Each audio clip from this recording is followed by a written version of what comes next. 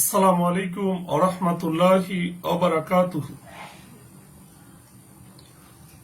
এ পর্বে আমাদের আলোচনা সূরা নামল এর প্রথম রুকুর দ্বিতীয় পর্ব, আয়াত 1 থেকে 14। আলহামদুলিল্লাহ ওয়াসসালাতু ওয়াসসালাম আলা রাসূলিল্লাহ ওয়া আলা আলিহি ওয়া সাহবিহি আজমাইন, আম্মা বাদ। আউযু বিল্লাহি মিনাশ শাইতানির রাজিম। বিসমিল্লাহির রহমানির রহিম। রাব্বিশ ইশরাহ লি সাদরি ওয়া ইয়াসসির লি আমরি ওয়াহলুল উকদাতাম মিন লিসানি ইয়াফকাহু কাওলি। সূরা নামলের প্রথম আয়াত, এরশাদ হচ্ছে তাসিন। শুরুটি হয়েছে হুরুফে মুকাত্তাআত দিয়ে, বিচ্ছিন্ন হরফ। তিলকা আয়াতুল কুরআন, এগুলো কুরআনের আয়াত। ওয়া কিতাবিম মুবিন, ও সুস্পষ্ট কিতাবের আয়াত। এখানে সুস্পষ্ট কিতাবের এর একটি অর্থ হচ্ছে এই কিতাবটি নিজের শিক্ষা, বিধান ও নির্দেশগুলো একেবারে দ্ব্যর্থহীন পদ্ধতিতে বর্ণনা করে দেয়। আর দ্বিতীয় অর্থ হচ্ছে এটি যে আল্লাহর কিতাব, সেই ব্যাপারটি সুস্পষ্ট। আল্লাহ বলেন হুদা ওয়া বুশরা লিল মুমিনিন, আর এই কিতাব মুমিনদের জন্য হিদায়াত ও সুসংবাদ। অর্থাৎ এই যে আয়াতগুলো হচ্ছে পথ নির্দেশ ও সুসংবাদ, পথ নির্দেশকারী ও সুসংবাদ দানকারী। কাদের জন্য? আল্লাযীনা ইউকিমুনাস সালাতা, যারা সালাত কায়েম করে, নামাজ কায়েম করে। ওয়া ইউতুনাজ যাকাতা, ও যাকাত আদায় করে। ওয়া হুম বিল আখিরাতি হুম ইউকিনুন, আর যারা আখিরাতে বিশ্বাসী। তো সম্মানিত সুধী, তার মানে হচ্ছে কুরআন মাজিদের এই আয়াতগুলো কেবলমাত্র এমন সব লোকদেরই পথ নির্দেশনা দেয় এবং শুভ পরিণামের সুসংবাদও দেয়। একমাত্র এমন সব লোকদের দান করে যাদের মধ্যে দুটি বৈশিষ্ট্য ও গুণাবলী পাওয়া যায়। তার একটি হচ্ছে তারা ঈমান আনে এবং সে অনুসারে আমল করে। ঈমান আনার অর্থ হচ্ছে যে তারা আল্লাহর উপর ঈমান আনবে, কিতাবের উপর ঈমান আনবে এবং শেষ নবী মুহাম্মদ সাল্লাল্লাহু আলাইহি সাল্লামের উপর ঈমান আনবে এবং আল্লাহ রাসূল সাল্লাল্লাহু আলাইহি সাল্লামকে সত্য বলে মেনে নিবে এবং তিনি যে কাজগুলো করেছেন তার সেই কাজের আনুগত্য করবে, নিজেরও সে আমল করবে। আল্লাহ বলছেন আতিউল্লাহ ওয়া আতিউর রাসূল।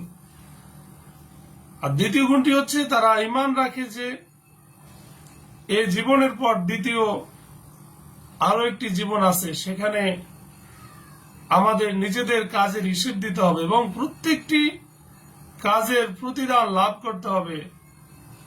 এ দুটি শর্ত যারা পূর্ণ করবে, কুরআন মাজিদের আয়াত তাদেরকে দুনিয়ায় সত্য সরল পথের সন্ধান দেবে। তো এই আয়াতগুলোর মূল বিষয় হচ্ছে যে কুরআনুল কারীম এমনিতেই বিশ্ব মানবতার পথ নির্দেশিকা হিসেবে অবতীর্ণ হয়েছে, কিন্তু তা হতে সত্যিকার পথ ওরাই পায় যারা পথ অন্বেষণকারী, যারা নিজেদের অন্তর ও মস্তিষ্কের জানালাগুলি সত্য দেখার ও শোনার জন্য বন্ধ রাখে, বা যাদের অন্তরাত্মা পাপের অন্ধকারে নিমজ্জিত। তাদেরকে কোরআন কি রূপে পথের দিশা দিতে পারে? এর উদাহরণ সেই ঘুমন্ত বা অন্ধ ব্যক্তিদের ন্যায় যারা সূর্যের আলো থেকে বঞ্চিত, যদিও সূর্য সারা বিশ্বকে আলোকিত করে। আল্লাহ তাআলা বলেন, ইন্নাল্লাযীনা লা ইউমিনুনা বিল আখিরাতি, নিশ্চয়ই যারা আখিরাতে বিশ্বাস করে না, যায়্যান্না লাহুম আমালাহুম, তাদের আমলকে,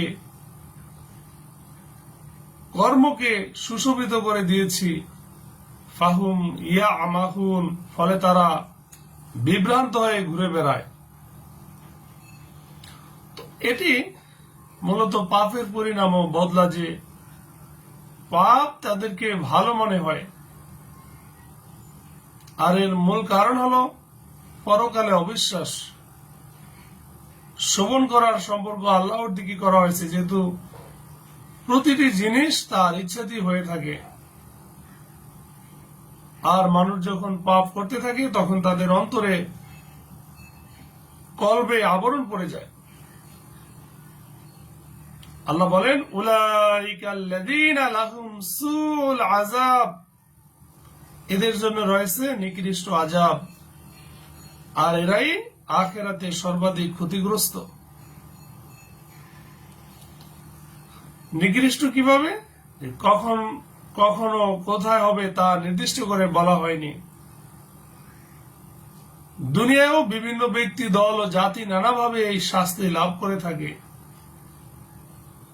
অর্থাৎ এই আযাব তাদেরকে পরকালে ঘায়েল করবে তা না, দুনিয়াতেও তাদেরকে লাঞ্ছনা দেবে, লাঞ্ছিত করবে, অপমানিত করবে।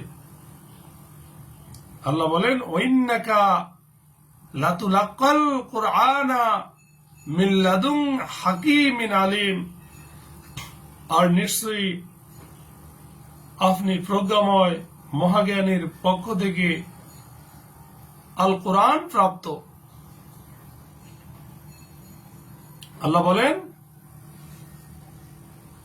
স্মরণ করুন যখন নবী মূসা তার পরিবার বর্গকে বলল, নিশ্চয়ই আমি আগুন দেখেছি, শীঘ্রই আমি সেখান থেকে তোমাদের জন্য কোনো খবর নিয়ে আসব, অথবা তোমাদের জন্য জ্বলন্ত অঙ্গার নিয়ে আসব, যাতে তোমরা আগুন পোহাতে পারো। তো সম্মানিত সুধী, এটি হচ্ছে ওই সময়কার ঘটনা যখন মুসা আলাইহিস সালাম নিজ স্ত্রীকে নিয়ে দেশে ফিরেছিলেন। রাতের অন্ধকারে রাস্তা নির্ণয় করতে পারছিলেন না, আর শীতের প্রকোপ থেকে বাঁচার জন্য আগুনেরও প্রয়োজন ছিল। আল্লাহ বলেন, অতঃপর তিনি যখন সেটার কাছে আসলেন, তখন গায়েবী আওয়াজ হলো, ঘোষিত হলো, বরকতময় যা আছে আলোর মধ্যে এবং যা আছে চারপাশে, আর সৃষ্টিগুলোর রব আল্লাহ তাআলা পবিত্র, মহিমান্বিত। তো এখান থেকে অনেকগুলো তাফসীরের আলোচনা আছে যে যখন তিনি গাছের কাছে আসলেন, তখন তিনি ভয়ানক ও আশ্চর্যজনক এক দৃশ্য দেখতে পেলেন। তিনি সেখানে দেখতে পেলেন সবুজ গাছে আগুন জ্বলছে, আর সেই আগুনে শুধু আলোর তীব্রতাই প্রকাশ পাচ্ছে। অপরদিকে গাছটিতেও সবুজতা ও সজীবতা বেড়েই চলছে। তারপর তিনি তার মাথা উপরের দিকে উঠালেন, দেখলেন সেই নূর আকাশ পর্যন্ত চেয়ে আছে। সুবহানাল্লাহ। হযরত আব্দুল্লাহ ইবনে আব্বাস রাদিয়াল্লাহু তাআলা আনহু বলেন, এটা কোনো আগুন ছিল না, বরং জ্বলে ওঠার মতো আলো ছিল। তখন মুসা আলাইহিস সালাম আশ্চর্যজনিত ও হতভম্ব হয়ে দাঁড়িয়ে থাকলেন। আর তখনই বলা হলো, যিনি আগুনে আছেন তিনি বরকতময় হন। এখানে বরকতময় হওয়ার অর্থ পবিত্র, মহিয়ান হওয়া। আর তার পাশে যারা আছে তারা হচ্ছে ফেরেশতাগণ। সম্মানিত সুধী, হাদিসে আসছে যে আল্লাহ রাসূল সাল্লাল্লাহু আলাইহি সাল্লাম বলেছেন, আল্লাহ তাআলা ঘুমান না, ঘুমানো তার জন্য সমীচীন নয়। ইনসাফের পাল্লা বাড়ান এবং কমান। দিবাভাগের আগেই রাতের আমল তার কাছে উত্থিত হয়, অনুরূপভাবে রাত্রি আগমনের আগেই তার কাছে দিবাভাগের আমল উত্থিত হয়। তার পর্দা হলো নূরের। যদি তিনি তার পর্দাকে অপসারণ করেন তবে তা তার চেহারার আলো দৃষ্টিশক্তি যতদূর যায় ততদূর জ্বলিয়ে ভস্ম করে দেবে।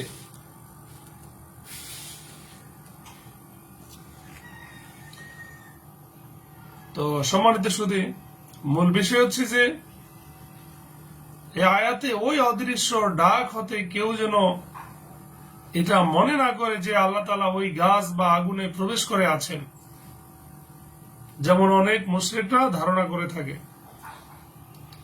আল্লাহ বলেন, ইয়া মূসা, হে মূসা, ইন্নাহু আনাল্লাহ, নিশ্চয় আমি তোমার রব আল্লাহ, আল আজিজুল হাকিম, মহা পরাক্রমশালী, মহা প্রজ্ঞাময়।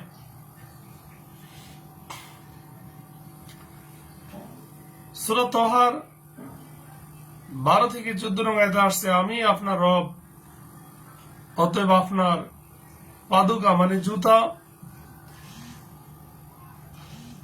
আপনার পায়ের জুতা খুলে ফেলুন, কারণ আপনি পবিত্র তুর উপত্যকায় রয়েছেন এবং আমি আপনাকে মনোনীত করেছি। অতএব যা ওহী পাঠানো হচ্ছে আপনি তা মনোযোগের সাথে শুনেন। আমি আল্লাহ, আমি ছাড়া অন্য কোনো ইলাহ নেই। অতএব আমার ইবাদত করুন এবং আমার শরণার্থে সালাত কায়েম করুন।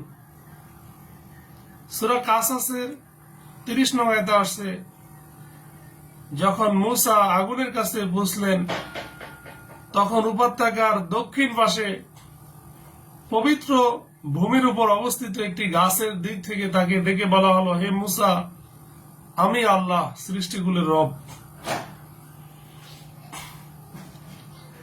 আল্লাহ তাআলা আমাদের সঠিক বুঝ দান করুন। আল্লাহ বলেন, আর তুমি তোমার লাঠি নিক্ষেপ করো। তারপর যখন সে ওটাকে সাপের মতো ছোটাছুটি করতে দেখলো তখন সে পেছনের দিকে ছুটতে লাগলো এবং ফিরে তাকালো না। বলল, হে মূসা, তুমি ভয় করো না, নিশ্চয়ই আমার কাছে রাসূলগণ ভয় পায় না। তো এখান থেকে জানা যায় যে নবীরা অদৃশ্যের অর্থাৎ গায়েবের সংবাদ জানতেন না। তাছাড়া মূসা আলাইহিস সালাম নিজের হাতের লাঠি হতে ভয় পেতেন না। দ্বিতীয়ত, প্রকৃতিগত ভয় নবীদেরও হয়, যেহেতু তারাও ছিলেন মানুষ। আল্লাহ তাআলা বলেন আয়াত 11, তবে যে জুলুম করে তারপর অসৎ কাজের পরিবর্তে সৎ কাজ করে তবে অবশ্যই আমি অধিক ক্ষমাশীল, পরম দয়ালু। অর্থাৎ অত্যাচারীর এই ভয় থাকা উচিত যে আল্লাহ তাআলা যেন তাকে পাকড়াও না করে বসেন। আর আল্লাহ বলেন যে আমি অত্যাচারীর তওবাও কবুল করে থাকি। সুবহানাল্লাহ। আল্লাহ তাআলা আরো বলেন, আর তুমি তোমার হাত বগলে প্রবেশ করাও, তা দোষমুক্ত শুভ্র অবস্থায় বের হয়ে আসবে। ফিরআউন ও তার সম্প্রদায়ের কাছে আনিত 9টি নিদর্শনের অন্তর্ভুক্ত। নিশ্চয়ই তারা ছিল ফাসিক সম্প্রদায়। তো সূরা আল ইসরায় বলা হয়েছে যে মূসাকে আমি সুস্পষ্টভাবে দৃষ্টিগোচর হয় এমন ধরনের 9টি নিদর্শন দিয়ে পাঠিয়েছিলাম। সূরা আল আরাফে এগুলোর বিস্তারিত বিবরণ দেওয়া হয়েছে। 9টি নিদর্শন কি? 1, লাঠি যা অজগর হয়ে যেত। 2, হাত যা বগলে রেখে বের করে আনলে সূর্যের মতো ঝিকমিক করত।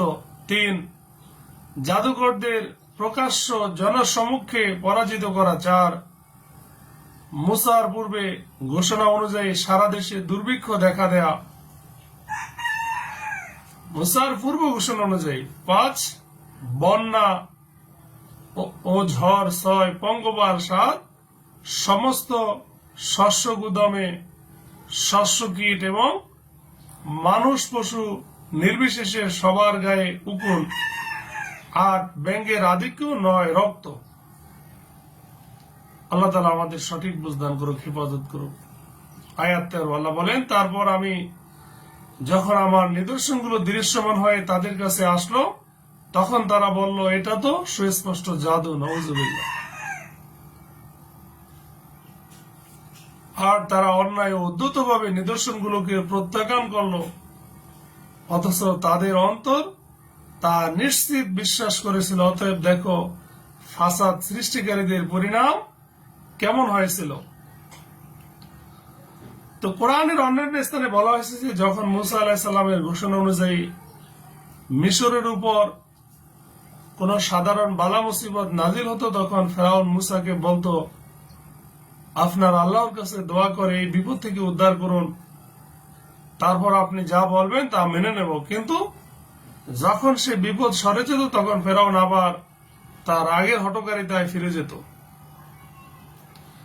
তাছাড়া এমনিতেই একটি দেশের সমগ্র এলাকা দুর্ভিক্ষ, বন্যা ও ঘূর্ণি ঝড় কবলিত হওয়া, সারা দেশের উপর পঙ্গপাল ঝাঁপিয়ে পড়া এবং ব্যাঙ ও শস্যকীটের আক্রমণ কোন জাদুকরের তেলেসমাতি হতে পারে বলে কোন ক্রমেই ধারণা করা যেতে পারে না। এগুলো এমন প্রকাশ্য মুজিজা ছিল যেগুলো দেখে একজন নিরেট ভোকাও বুঝতে পারত যে নবীর কথা এ ধরনের দেশব্যাপী বালা মুসিবতের আগমন এবং আবার তার কথায় তাদের চলে যাওয়া একমাত্র আল্লাহ রাব্বুল আলামিনেরই হস্তক্ষেপের ফল হতে পারে। এই কারণে মুসা আলাইহিস সালাম ফেরাউনকে পরিষ্কার বলে দিয়েছিলেন, তুমি খুব ভালো করে জানো এই নিদর্শনগুলো পৃথিবী ও আকাশের মালিক ছাড়া আর কেউ নাজিল করেননি। অর্থাৎ এত নিদর্শন জানা সত্ত্বেও তারা তা অস্বীকার ও প্রত্যাখ্যান করল। এর কারণ তাদের উদ্ধতা ও অহংকার। আল্লাহ তাআলা আমাদের সঠিক বুঝ দান করুক, আমিন। আখির দাওয়ানা আনিল হামদুলিল্লাহি রাব্বিল আলামিন। আসসালামু আলাইকুম ওয়া রাহমাতুল্লাহি ওয়া বারাকাতুহু।